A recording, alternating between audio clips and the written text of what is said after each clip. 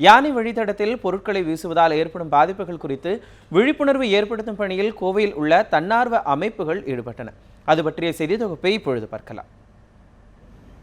கோவை வனக்கோட்டத்தில் உள்ள போலுவாம்பட்டி, பெரிய நாயக்கன் பாளையம், சிறுமுகை, மேட்டுப்பாளையம் வன சரகங்களில் ஆண்டுதோறும் 1000த்திற்கும் அதிகமான யானைகள் இடம்பெயர்கின்றன. அவ்வாறு யானைகள் கடந்து செல்லும் வழித்தடங்களை ஆக்கிரமித்து பல்வேறு கல்வி நிறுவனங்களும் ஆன்மீக மையங்களும் செயல்பட்டு வருகின்றன.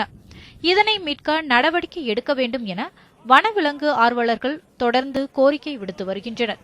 கோவை வனப்பகுதியில் 87 யானை வழித்தடங்களும் இருந்ததாகவும் அதில் 22 மட்டுமே கண்டறியப்பட்டுள்ளதாகவும் கூறப்படுகிறது. அவ்வாறு கண்டறியப்பட்ட வழித்தடங்களில் ஒன்றான மாங்கரை பகுதியில் ஏராளமான மது பாட்டில்கள் மற்றும் பிளாஸ்டிக் பொருட்கள் குவிந்து கிடக்கின்றன. அவற்றை அகற்றும் பணியில் தன்னார்வலர்கள் ஒன்றிணைந்து ஈடுபட்டனர்.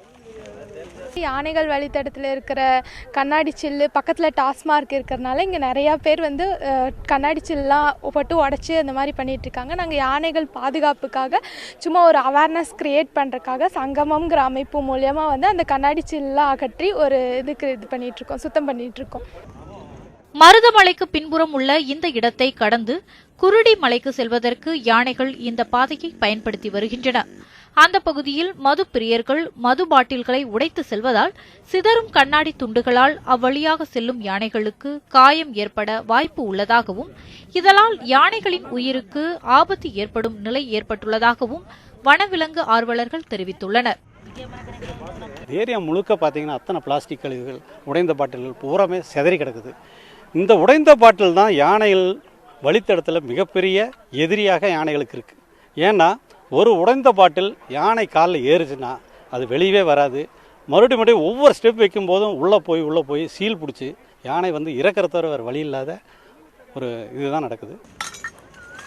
மாங்கரை பகுதியில் அமைந்துள்ள மதுக்கடையை அகற்ற வேண்டும் என்றும் அது யானை வழித்தடம் என்ற அறிவிப்பு பலகையை வைக்க வேண்டும் என்றும் வனவிலங்கு ஆர்வலர்கள் கோரிக்கை விடுத்துள்ளனர்.